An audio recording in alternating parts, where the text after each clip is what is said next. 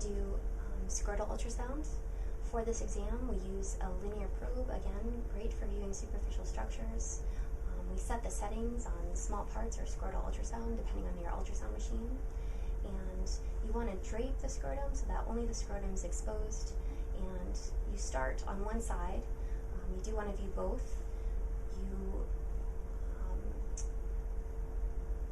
Using the linear probe, you place it over the right testicle, and you stabilize it with a gloved hand, and you fan through in a sagittal view with the indicator facing the patient's head, and again in a transverse plane with the indicator to the patient's right, fanning all the way through the testicle, looking for any free fluid, hydrocele,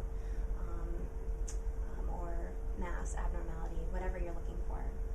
Once you've done that, you then do the same thing on the patient's left testicle, going through sagittally, fanning through the entire testicle, and rotating the probe with the indicator towards the patient's right, and fanning superior to inferior.